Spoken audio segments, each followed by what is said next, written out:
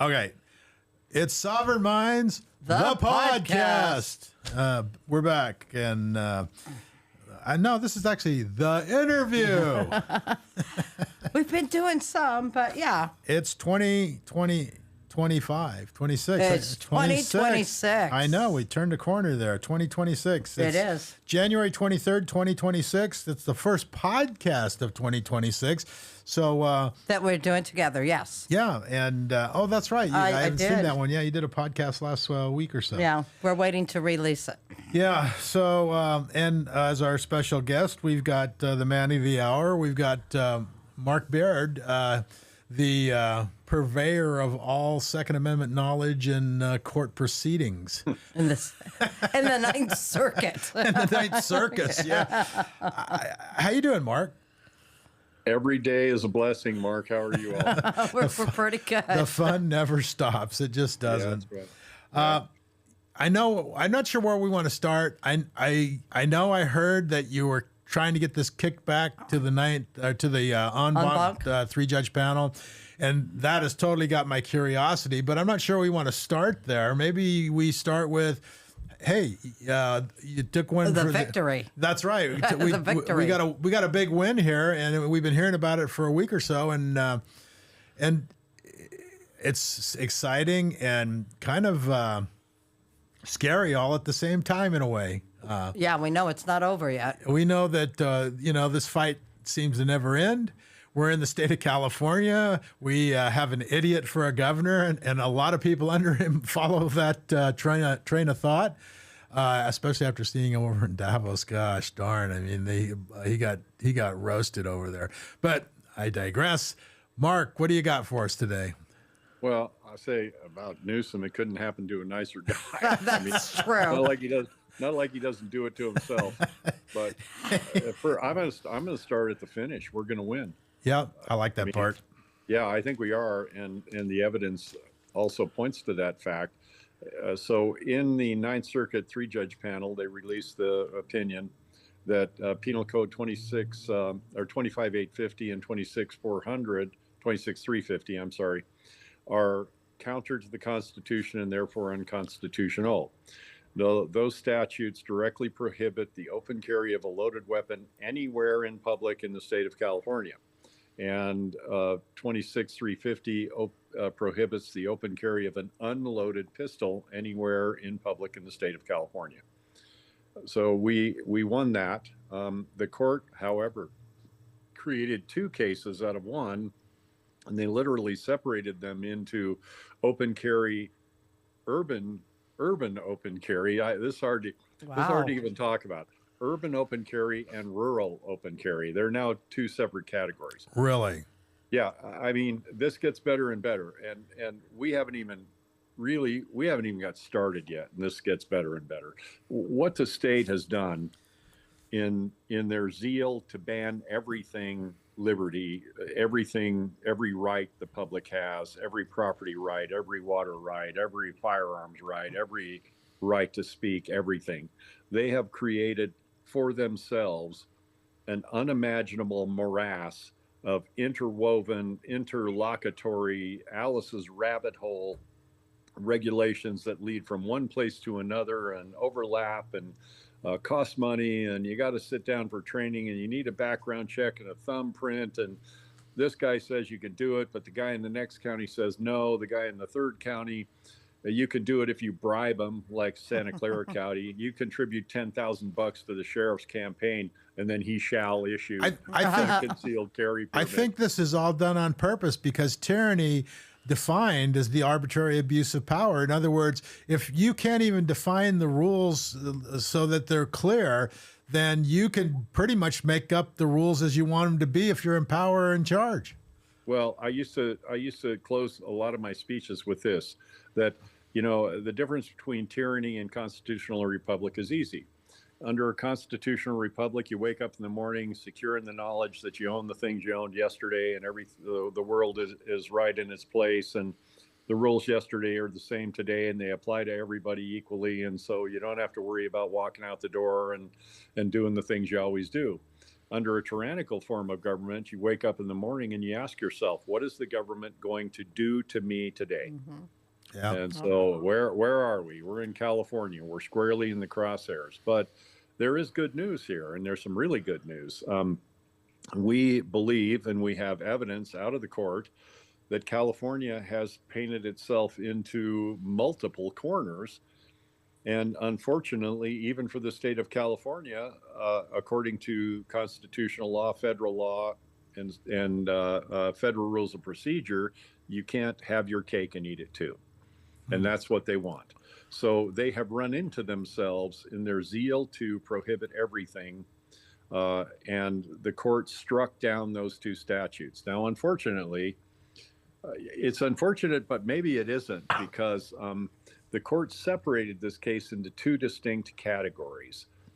Urban open carry in counties with more than 200,000 people is lawful now without a permit. However, So let's stop there just for a second. So in Yeah. other words, open carry is not legitimately legal in the state of California for everybody, which is what I'm assuming that this court decision was. That's what happened. But now they're saying that if you live in certain areas, you can carry, and in certain areas you can't. Is that Well, what that's I'm what they getting? did before.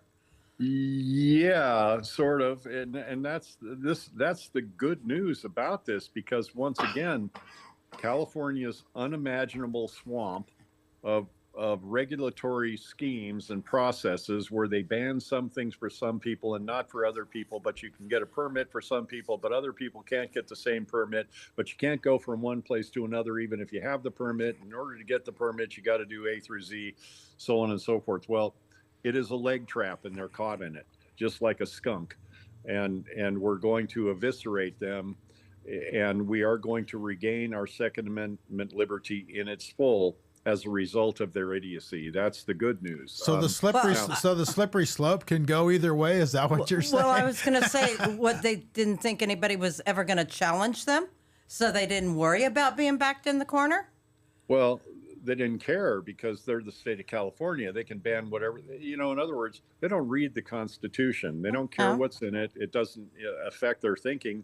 And in fact, Darrell Steinberg once said, pass any law you want. Don't worry about the Constitution. We'll let the courts sort it out. And so, excuse me, they've been doing that for 50 years and more. And now the court is going to sort it out, and they're going to sort it out in our favor if we do our jobs correctly, and we will. We're our goal is not to fail in this. Right. We need to be very careful, procedurally correct. Our facts have to be in order, but we can do it, and here's how. So in splitting the decision between rural and urban, what the Ninth Circuit three-judge panel has said is that people in counties with more than 200,000 people, once the mandate is issued, provided it doesn't go en banc and all the other screwy stuff that has to happen before this is final and the dust settles, people in counties of more than 200,000 people will be able to openly carry a firearm anywhere in the state of California without government permission. Okay. And if this decision stands the way it is now, people in counties with less than 200,000 people will be able to openly carry only in their county of residence, and only if they gain permission from the sheriff to get a 26150B, or it's Section C now. But which they've never issued. Right. 26150 C2 or a 26155 C2 permit, which has never been issued, and no application exists, and no application is forthcoming. And in fact, Judge Lee accused the state of California of being the equivalent of an unscrupulous telemarketer, in that they mislead the people intentionally so that they won't be able to gain this elusive, vapid, and transparent permit, which has never been issued. So let me ask you this. Yes. In a county more than 200,000, they can go to a county that's less than 200,000 and carry legally, but a county that's less than 200,000 can't go to a county that's more than 200,000 and carry legally. Is that what I'm hearing? Well, no, it's even worse than that. That means a county of more than 200,000 would have permission to carry openly anywhere in the state of California, travel from county to county, less than 200, more than 200, city, country, doesn't matter. People in the counties of less than 200,000 people would only be able to openly carry in their county. That makes absolutely zero sense. If they got a permit. That's absolutely 0 cents. It makes 0 sense, and you're creating two classes of citizenry. You're saying what you're doing is to the smaller counties is you're saying your rights don't matter at all compared to the rights of the rest of the counties that have more people. Well, in fact, I now rest my case because you understand thoroughly. But it gets better. It actually gets better than that, because now then Judge Smith, in his dissent, he made some uncharacteristically stupid blunders for a judge in that, at that level of court. Okay, first of all, in the Baird v. Bonta appeal to the denial of the preliminary injunction, this verbiage gets confusing, but follow me. We applied for the preliminary injunction to Judge Mueller. She said no. We appealed to the Ninth Circuit. They affirmed that Judge Mueller acted inconsistent with the Constitution and inconsistent with her powers and abilities as a judge. And in fact, Judge Smith, in a unanimous decision, joined the majority and said that, number one, Judge Mueller needs to stop acting as an agent for the state. She needs to stop acting as the state's attorney. She needs to stop creating circumstances for a case and instead judge the case fairly on its merits. And Judge Mueller needs to support and defend the Constitution, whether she likes it or not. Sounds like Judge Mueller needs to be fired, is what it sounds like. Yeah, yes, but that isn't where it gets good. In his dissent, in the 3-judge panel that struck 25-850 and 26-350, Judge Smith, here's another thing. Judge Smith, in the case, in oral arguments in the CRPA case that we heard in Seattle right before my case was heard, he excoriated the state because they were trying to ask for severability. What that means is they can cut a law in half or cut a regulation in thirds or do whatever they want. And so part of it might be struck as unconstitutional, but basically the law will stand because they'll just nip off the little section that might be unconstitutional. And then, so Judge Smith says, you can't do that. Don't go down this road. Don't try this on me. You never asked for severability, which is a legal term for cutting up a regulation to try to preserve part of it. You never asked for that. You can't ask for it now. It's too late. You're not entitled to it, and it won't work in this case anyway. All right. And then Judge Smith, in his dissent in my case, which was like 30 minutes later, his dissent in that case was that, well, I think the state should have asked for severability. And if they had asked for severability, they could take the open carry permit in counties of less than 200,000 people, and with some small changes, they could make an open carry permit that would work in the entire state of California. And I think they should do that. And that way we'll maintain control over carry permits in the state of California. And in any way, the majority was too broad in their generalization of Second Amendment law. It doesn't need to be a den ringer. It only needs to be a nuanced and similar, and so on and so forth. So he goes on not only to contradict his ruling in the previous case, but he contradicts his ruling in my case when I appealed for the PI. So once again, the Ninth Circuit.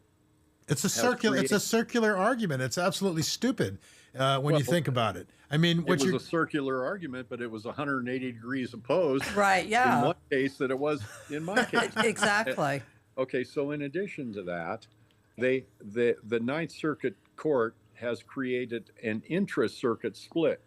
In other words, in San Diego v. Peruta, the court said that concealed carry is not a right. The states can ban it, they can regulate it, they can do whatever they want because it's not a right under the Second Amendment. That's what the Ninth Circuit Court held. We're trying to find out whether that was an en banc decision or not. That's research that's ongoing, but that's what they said. Then they went on to say that if there is a right under the Second Amendment, it has to be open carry. Wow. So they argue on the one When- hand yeah. that concealed carry. Oh, and they argued in my case that concealed carry is the right protected by the Second Amendment, and open carry is not, and that if states allow one form of carry, they're fully free to ban another kind of carry. They invented that rule, and they claim that it comes from Bruin because historical analogs don't have to be dead ringers; they only have to be similar, and that violates several provisions in Bruin, and Bruin rejects that logic. In other words, if we allow a rifle, we can ban a pistol. If we allow a pistol, we can ban a rifle. If we allow a rowboat, we can ban a motorboat. So here's what I think their logic is then. So There is no logic. well, no. What they're going to do then is because I read some of Bonta's crap the other day, and basically what they're saying is if open carry is allowed, that people are going to have to be afraid. They're going to it's going to have to hide the children and presenting all this fear because open carry is going to scare the crap out of everybody. Only in the smaller communities, but but- it's okay in the bigger communities. But then I just talked to somebody in South Dakota last Sunday, I believe it was, and he says that everybody carries open in South Dakota. Nobody cares a crap. The guys walk into restaurants, they got their strapped on, and nobody even pays any attention to it. But California is going to try to say is pull the fear card probably and say that you can't allow the open carry because it's going to scare the crap out of everybody. But isn't there like 22 states that have open carry? More than that. No, there are 30 states. I was just going to say 30. more than that. Yeah. So how's that going to work? I know it's not going to work, but Well- I'm trying to come up with a plausible argument with further logic that actually could exist in the mind of a person who was legally trained to think. Maybe I don't know. Well, California has proven themselves to be not only ass backwards in their logic, but they're also outliers. In other words, they're not only outliers in the United States because 45 states have some form of open carry that's okay. And within the Ninth Circuit, California is also an outlier because 9 out of the 11 states in the Ninth Circuit right. have open carry. Yeah. So California's logic that kids will be terrified, that ordinary life will be disrupted. Number one, it doesn't hold water in the nation in general, but it doesn't hold water in the Ninth Well, Circuit either. Because we used why to. are 9 out of 11 states doing it if kids are terrified? Right. Not Yeah. only that, I remember when I was a kid, we had open carry. I mean, it was everybody Well, walked. the whole thing makes no sense at all. They don't have anything to stand on here at all. But that's what they're Well, grasping at. But go ahead, Yeah. Mark. Yeah. They also failed to mention that we had open carry in California as late as 2012 and 13. And yes, it was unloaded, but people were openly carrying. And their own state's expert witness declared that during his tenure as a police chief, open carriers never caused any problem for him. And there was never any problem in any jurisdiction he ever heard of. So their expert witness admits that open carry is a non-issue. I would say that 30 states in the union and probably all 45 that have some kind of open carry, it must not be an issue for them or they wouldn't have it. And it wasn't an issue for California because for 165 years of California's history, up until 1967, open carry was fully unregulated. Concealed carry was fully unregulated. You could carry any way you wanted, anywhere you wanted, anything you wanted. No one thought anything about it. I remember that. We did Right. it when we were younger, Yeah. and no one cared. So that's what I'm saying. They have built this argument that not only doesn't hold water, but it's contrary to itself. And so let's get to the crux of the matter. Now, the state immediately appealed to the en banc panel. The en banc motions panel, they couldn't have acted any more quickly.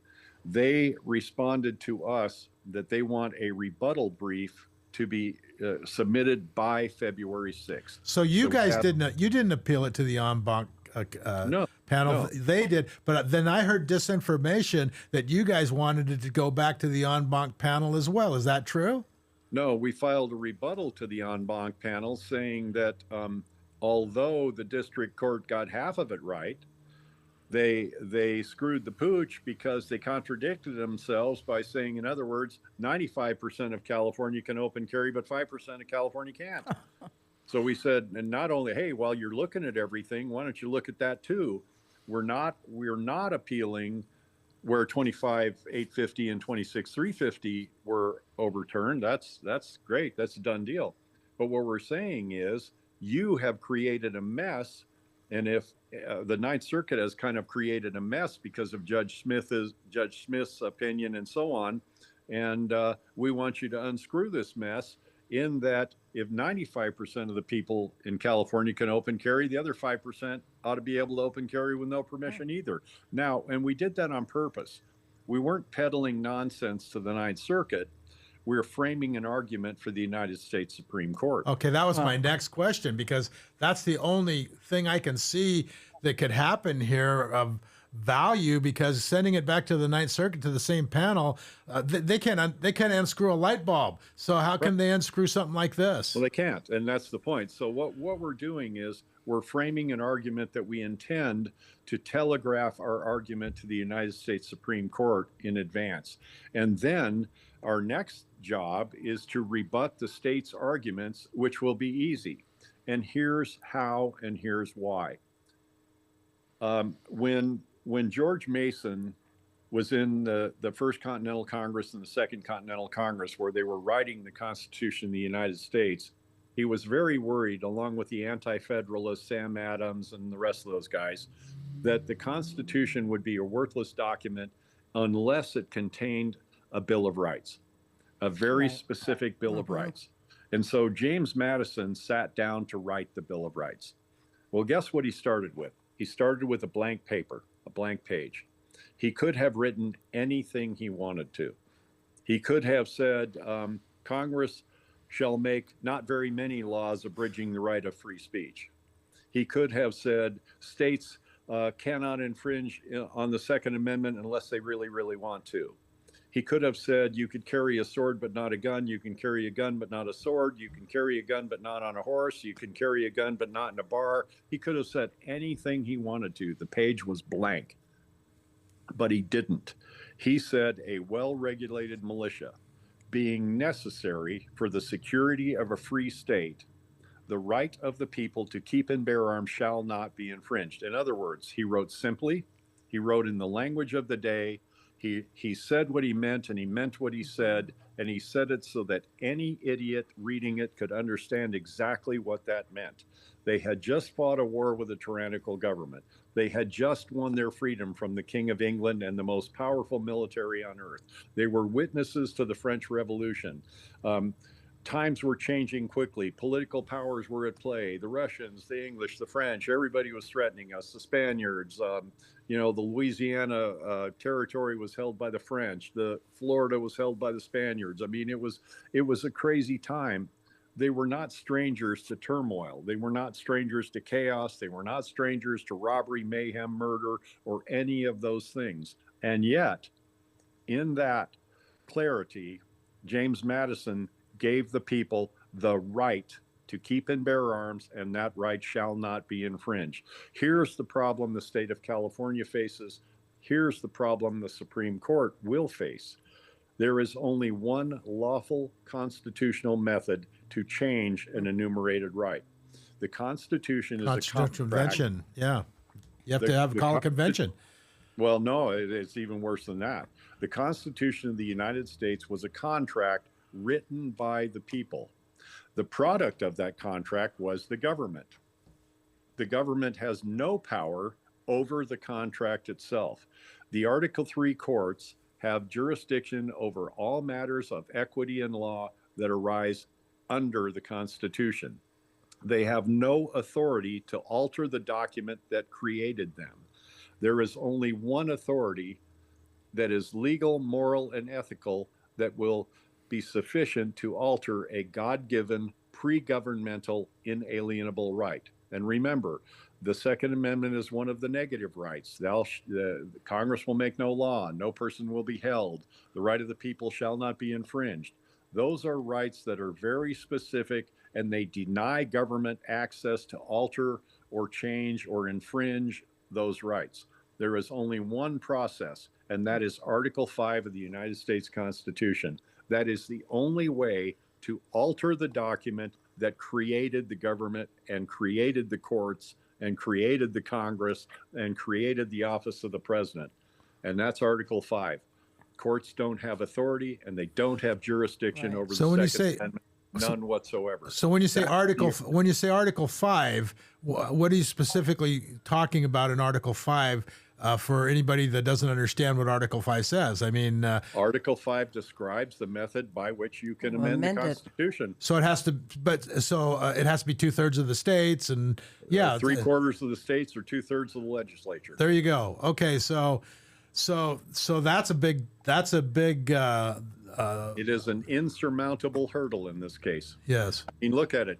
30 states have open constitutional carry, not just open carry. They have Right. constitutional carry. So how are they going to get 3/4 of the states to ratify an amendment that negates the Second Amendment? That's not going to happen. They can't do it, and is the Supreme Court going to rule on that way? They will have to, because that is the case we're going to present. I was just listening to Wolford v. Hawaii, and Judge Kavanaugh was jumping all over a lawyer because he said, "Why are you going through all of this? I mean, the Second Amendment is clear in Heller Part 1. It says the Second Amendment means what it says and says what it means. It says the Second Amendment isn't a second-class right subject to a different set of rules. Why are you bringing up all this specificity about weapons or whether the property has a fence around it or any of this other stuff?" He says, "This is a very simple case. You could stop right here. The Second Amendment means what it says it means.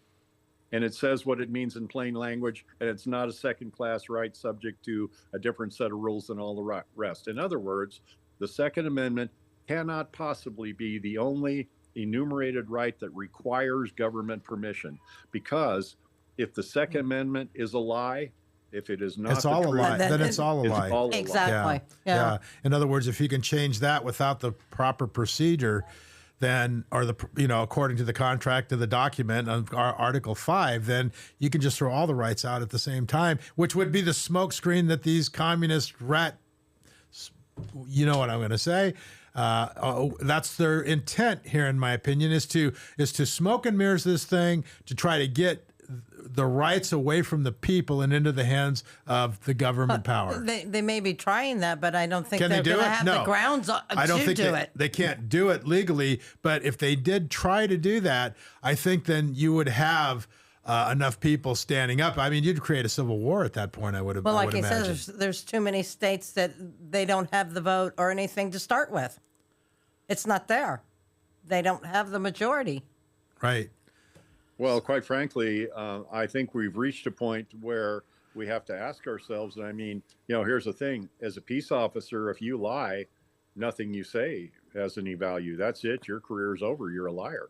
If a contract has lies in it, that contract is null and void. The contract has been breached by the object of the contract, the courts, the state. Right. Yeah. Everything. In other Right. words, if all the signatories of the contract don't agree to the change, then you can't change the contract. So if the Second Amendment is in fact not a right, it is a permission that may or may not be gotten, may or may not be gained, or you can use it here but not there, and you can use it there but not here, then the contract is null and void, and the people are free to seek self-help. What form self-help takes, I don't know. I mean, maybe we need a new contract now. Well, it would be laid bare for it would. Pardon the pun. It would be laid bare for everyone to see the issue, because at Yes. that point there's no fooling anybody anymore. This is a takeover if they deny that. That's correct. And so what we need our argument to do, the way we need to frame it, and believe me, this is not going to be easy, and I do not envy writing this paper. This has to be perfect.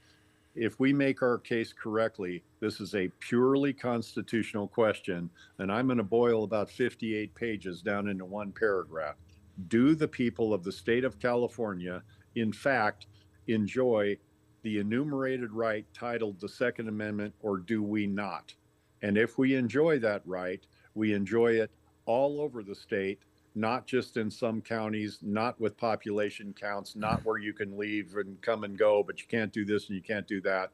That is not an enumerated right. That is a permission that is illusory, transitory, and meaningless. So this is what this should have been boiled down to already before even this has happened.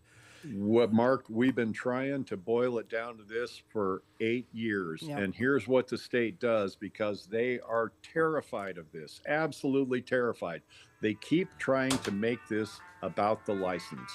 They push, they pull, they prod, they argue, they confuse, they lie, they bring up facts not in evidence, they create facts where there weren't any. They claim that the permission in rural counties is completely available to people, even though no such permit has ever been issued anywhere in the state of California, not even once, and there's no application to get the permit. They claim that, oh no, you could get it. We have a process. It's a shall issue. You can do it. Except they've never issued one. Except there isn't one. Right. And so that's where they have been trying to take this case. And look, judges are more easily swayed by them than they are by me. Right. I'm nobody to them, you know. So and the Ninth Circuit essentially has protected California and their interest in denigrating the Second Amendment to a vapid, illusory permission. They protected that for 100 years. I mean, in the last 100 years, there has not been one single Second Amendment case where we prevailed, where the people prevailed, that was not taken to the en banc and reversed. Not one. And en banc reviews are extremely rare in most circuits. And they are in California too, unless it's a Second Amendment case. Then they do it 100% of the time. Now here's the problem that we see that they have. And this may prove to be the case. I have mixed emotions about it. I kind of hope it is, but I kind of hope it isn't. The en banc may look at our rebuttal, our reply brief, the state's appeal for the en banc review, and they may, because I don't think they're evil men, but they're not that stupid. They may look at this and say, fellas, California better take the loss on this one. Because if they don't, they're going to get handed a bigger loss by the Supreme Court. And I think that they're absolutely correct. So if the en banc fails to take the case, then we will be in a situation where the mandate issues and the people of the state of California will be free to openly carry a loaded weapon anywhere in public in the state of California, except in rural counties with populations of less than 200,000 people. But that's not the end of that argument. We have a strategy for that. I don't want to discuss it because I don't want to telegraph it to the state, but they can't win on that. There is no way. So in other words, if they take the loss, then we win. If they don't take the loss, we'll probably win. So the rebuttal's got to be in by, would you say, February 2nd? February 6th. We have February 6th. So, to submit it. So when you're writing this rebuttal, this brief, what you're doing is you're setting this brief up to submit to the Supreme Court justices so that they can decipher this argument in a boiled down fashion, determine the merit of what you're talking about, and rule on it and take the case is the idea of the strategy, I'm assuming. Yeah, our strategy is to submit a brief in rebuttal to the Ninth Circuit en banc that will telegraph our intentions to the United States Supreme Court, because believe me, they know about this case. They're watching it. I don't know whether they intend to do anything with it if we fail, but they certainly are aware of it. So what we want to do is we want to lay out our argument to them in front of the en banc court and see where it goes. But if history is correct, the en banc will reverse the decision. And quite frankly, going to the Supreme Court, I would just, if I were the attorney arguing, I'd throw my hands up in the air and say, Your Honors, I don't even know what to do with this, because they contradict each other. They contradict themselves. They contradict their own previous rulings. They contradict their current ruling. They contradict their own circuit. And there's a circuit split between the Ninth and the Second Circuit, because one of them says open carry is okay and one of them says it isn't. So after February 6th, how much time do they have to come back I know the courts don't move fast, but do they have a time frame that they have to come back and say yes or no before you move forward or not? They do have a time frame within which they must either accept the case for en banc review or not. And that is going to be very close on the heels of February 6th. So we'll know whether they take the case for en banc or not within, I would say, 30 days. And now, if they don't take the case, the mandate issues. And if the mandate issues, start carrying. And if they do take the case, can they drag it out for another 5 years? Yeah, exactly. That was my next question. To get to the Supreme Court, who knows? Well, I mean, you know the answer to that. There's no mechanism to make a federal judge do their job. They can kick the can down the road for a year. But if they do that, then we'll put in a writ of mandamus and we'll appeal to the United States Supreme Court. And, I'll claim, hey, I'm so damn old, you better get to this before I'm dead, or something. We'll try to hurry it up and maybe we'll succeed at that. I don't know. I mean, we don't know about that. But really, in my opinion, if the en banc takes the case, we win because they'll reverse it. But in order to reverse this decision, the en banc panel is going to have to revert to the most torturous language and logic already expressly rejected in Bruin. Public safety has been rejected in Bruin. Terrorized children have been rejected in Bruin. Interest balancing, well, it's more important for the state to maintain order than it is for you to have a Second Amendment. That's rejected by Bruin and Heller and McDonald. And so they have nothing left upon which to base their case.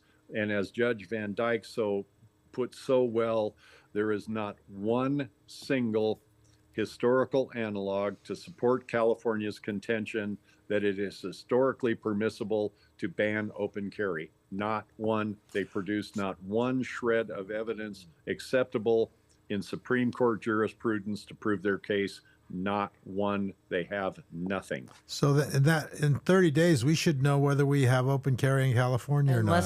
Probably less than 30 days now. Well, in 30 days, we'll know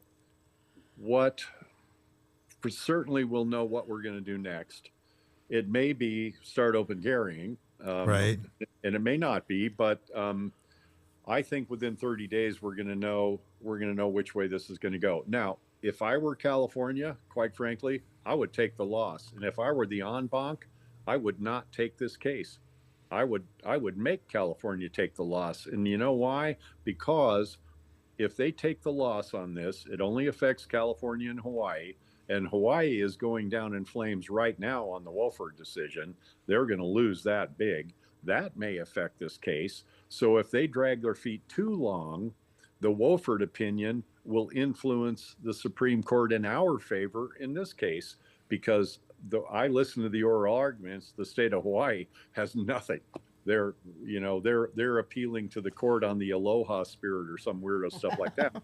So if I were the en banc, I wouldn't take the case, because then the state of California would say, oh, okay, well, we're screwed. Open carry without permission is legal. Legislature, get to work. Make it so onerous, so difficult, so expensive, and so problematic that no one will want to open carry. So they won't have to try to put together a tortured logic of a brief of some sort if it gets appealed to the Supreme Court. Well, if they're even capable of it. Their circular logic is a descending spiral of doom and defeat, because, like I said, they contradict their own message. They contradict their own thought. They contradict their own court decisions. They can't make up their mind, because in their minds, they have to ban everything, because they can't allow you to have a right. And the state's attorney, in the very first hearing, he actually put it best. He stood in front of Mueller and he was stammering. Well, Your Honor, they just want to carry a gun without state permission. Right. He's right. Yeah, right. You're right. That's exactly what we want. Yeah. That's what we're entitled to. Yeah. It wasn't even the gun that bothered him. It was the fact that we had to get permission without the state having control. Yeah. Interesting. So maybe we got another. Go ahead. Say that again, Mark. I said, that's never changed. That's been their logic through the whole process. Well, maybe or maybe not. We get, instead of Mr. Smith going to Washington, we get Mr. Baird going to Washington here. Oh, my God. Yeah, I think I'd rather go to a pit of bamboo pit vipers and black mambas than that. I don't know. You've been in there at it for 8 years. Yeah. It's been a long 8 years, that's for sure. Well, I know not what course others may take, but as for me, give me liberty or give me death. Yeah, I agree. Totally. Wow. That was a mouthful. Yeah. Look, if I wasn't there, I wouldn't even believe any of this. I know. I mean, they literally. It's hard to believe that there's people at this level that are this the complete dishonesty of this is incredible when you think about the plain text of the Second Amendment, and the arguments that they're submitting to circumvent that is insane. Well, if we didn't know Mark and we weren't kind of like involved with this from the very beginning, you would be like, "Oh, this is all made up. This can't really be happening." Well, we probably got enough. We probably have to have you back in 30 days. Oh, we'll probably know when the decision comes. We'll know right away. Yeah, we'll know. That gets out there quickly, but definitely have you back. But what a crazy world we're living in right now. But it's nice that we finally got a decision that we didn't think was going to happen as quickly as what it did. Any last thoughts that we need to probably take away from here? Yeah, I mean, I think that we should thank God because this is His doing. This was a huge win. Yes, it was. It's not going to show up in your holster quite yet, but this was a big win in more ways than one. And the fact that the state is resorting to really, I mean, it's kind of like a rat's running around on the deck of the Titanic and the ship is sinking quicker than they could figure out a way to get off it. And that proves our point. Liberty is liberty, and without liberty, you're not going to be allowed to keep your money or your property. So, help us fight for liberty. Go to keepinbear.com. Please hit the donate button. Yeah. This is about to get, at this level in court, it's about to get really, really expensive and really, really time consuming. And Linda, if you would give the address for Pecan, because I don't have my phone with me. Sure. It's 1304 East, that's EAST Street, Suite 110, Redding, California, 96001. I almost said the wrong. I had to stop and catch myself on that one. Yes, and it has been expensive already. And we want to say thank you to all the supporters and the ones that keep continuing to support that I receive checks from every month. We want to thank everybody because we couldn't have done it without them. No, I thank God every day for the people that have helped with this. I could not have done it without you. And those people primarily come from Shasta and Siskiyou counties. God bless you all. Thank you. Please keep up the good work. Talk to your friends and neighbors. I'm available to speak to groups if you think that'll help. But the main thing is just pray. And because I think we're at a position now where we're going to win this and it's going to be big. And I'm just very grateful. As we all are. God bless America, buddy. That's all I can say. Yeah. Hey, it's been an honor. All right. Well, all right. It's government is not reason, and it's not eloquence. That's for darn sure. It is force, and force like fire is a dangerous servant and a fearful master. Spoken by George Washington back in the day, and we'll see you on the next round. And thanks for everything, Mark. We appreciate you. No, thank you, guys. I couldn't have done it without you, either one of you. Thank you. Thanks, Mark. All right. All right. All right. Bye-bye.